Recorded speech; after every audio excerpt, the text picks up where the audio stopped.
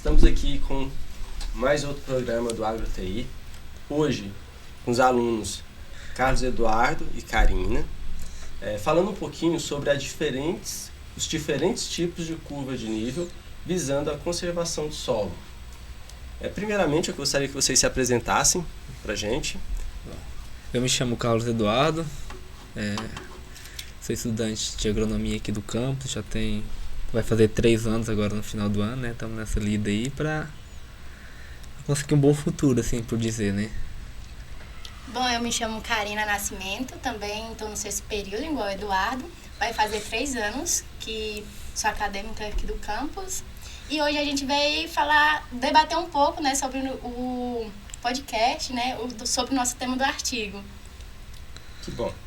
Bem, então para que todo mundo tenha um entendimento razoável do trabalho de vocês, explica pra gente o que seria uma curva de nível. Bom, hoje curva de nível na visão agronômica são linhas, vamos dizer assim, linhas imaginárias quando a gente fala no computador, porque essas linhas têm que ser feitas no computador, mas puxando para a vida prática são linhas para reduzir de certa forma a erosão do solo, né? Os solos com muita declividade tem que ter curva de nível hoje, assim, por obrigação, se tu quer preservar o teu solo, né?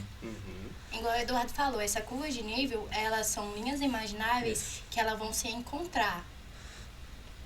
Mas basicamente essas linhas, quando a gente fala em linha imaginária, a gente está falando quando a gente vai para o mapa topográfico, né? Em software, né? Em software.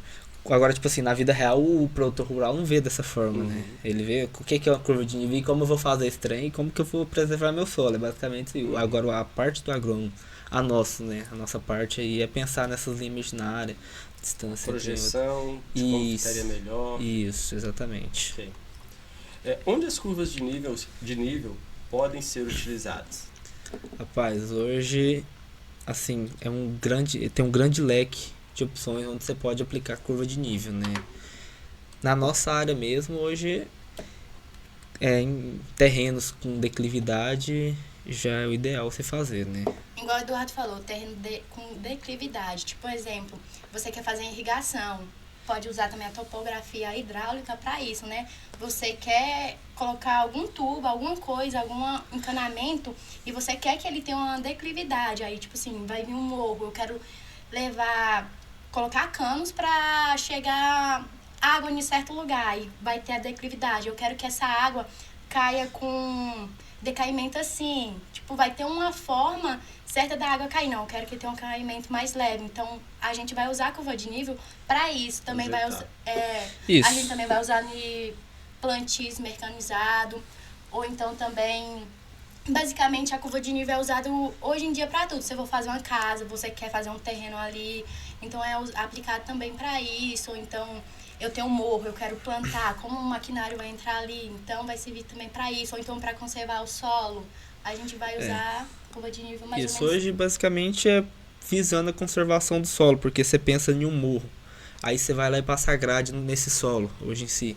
Você vai deixar o solo estorroado, você vai deixar o solo propício a água chegar e lavar ele, né? A curva de nível vai chegar para impedir isso aí. Ele vai fazer diversas curvas de nível naquele morro e a água vai bater e aquele solo não vai ser levado pro pé do morro, assim por dizer, né? Entendi. E qual foi o objetivo principal do trabalho de vocês? Bom, foi analisar qual a melhor técnica de curva de nível visando a conservação do solo. Bem simples e prático, né? Qual a melhor prática? Qual a melhor prática, melhor forma de manejo, como fazer, né? Para ter essa preservação. E como é feito uma curva de nível, assim, conforme a pesquisa de vocês? Eu sei que vocês encontraram várias formas, né? De como é feita a curva de nível.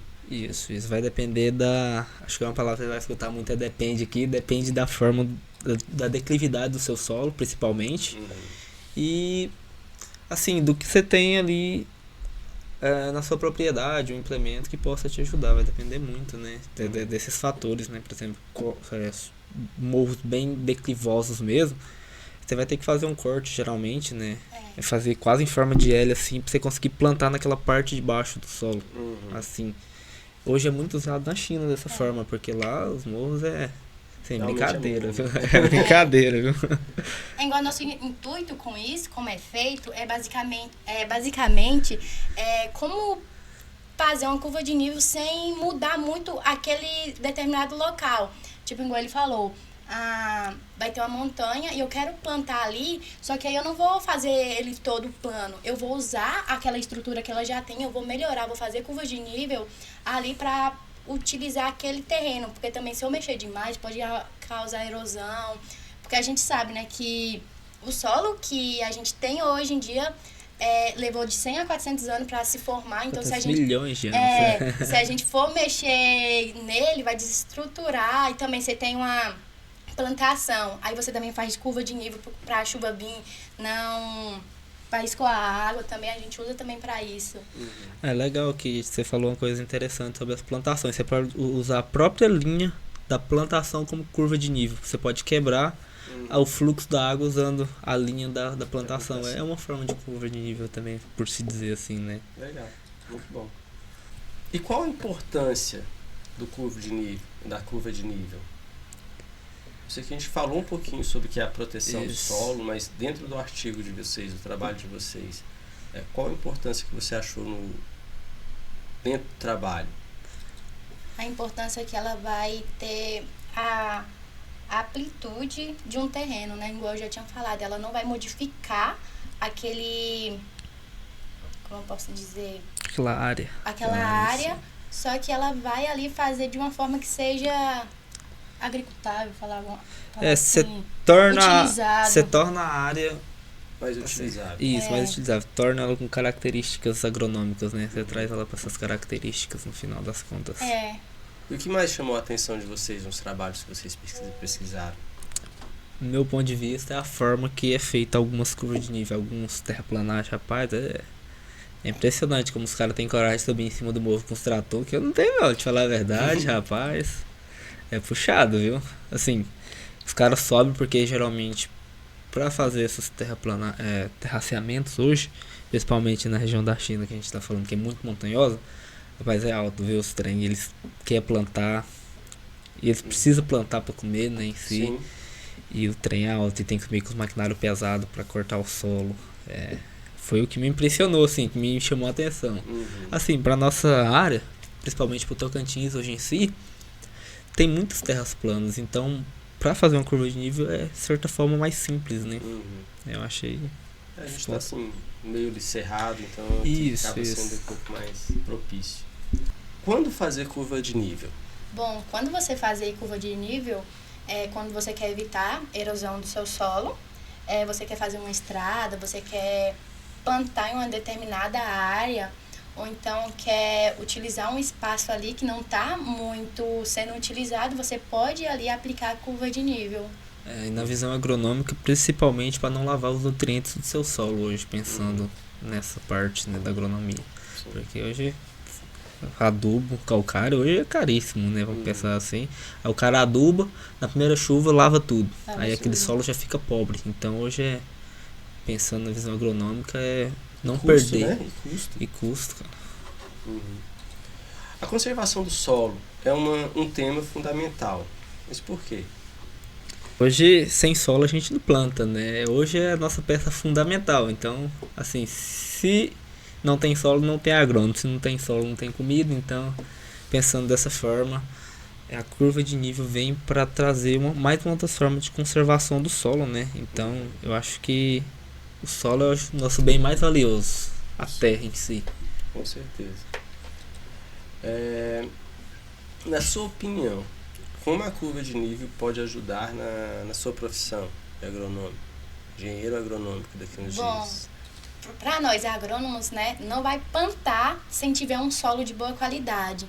Então, se tiver ali um solo com erosão, que não dê para entrar um maquinário, que não tem a curva de nível planejada, que igual o Dudu falou, né, que lá na China eles entram com maquinário, aqui a gente já não tem essa potência aqui no Brasil, então a gente tem que trabalhar com os recursos que a gente tem e a gente tem que foi o foco do nosso trabalho, né, foi a preservação, né? Então a gente tem que plantar, cuidar do solo para que não haja nenhum dano e que a gente possa utilizar esse terreno por um bom tempo, sem precisar abrir novas áreas, porque as áreas que a gente tem, se a gente conseguir cuidar, preservar, a gente não vai precisar abrir novas áreas e conservando assim o meio ambiente. Legal. E o que vocês consideram, assim, o trabalho de vocês, como considerações finais? O que vocês trouxeram aí como considerações finais do trabalho de vocês? Curva de nível hoje realmente é mais voltada para essa parte de conservação, então deixou claro para a gente, né, como preservar o solo, trouxe mais uma forma, né. Eu acho que na faculdade não tem, aqui no campus não tem uma matéria específica que fala sobre curva de nível, né, então foi uma forma da gente estudar algo que é importante, né. Hoje o campus não traz essa... Eu acho que deve ter dentro de alguma disciplina, né? Mas não uma específica sobre isso. Curva de nível. Mas assim, por enquanto, né, a gente não viu ainda. Deve ter, não sei se fala, a matéria que é pra ter isso aí é topografia, assim, afinal, né? Porque eu que falo sobre terreno, né? Então, a gente não vi no componente curricular falando sobre isso aí, afinal. Legal.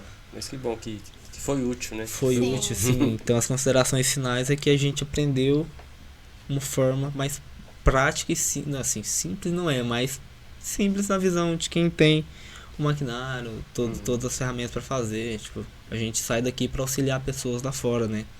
Ou talvez até voltar para ensinar no futuro. A gente já tem um novo aprendizado para passar para alguém. Com certeza. Ok, pessoal. A gente fica por aqui. Muito obrigado pela colaboração de vocês. Venham sempre. Vamos tentar. Se tiver novos projetos, pode vir também que o podcast Agro TI ele vai continuar aí no próximo ano. Tá? Positivo. Fiquem à vontade. Muito bom. Muito obrigado. Obrigado a todos também.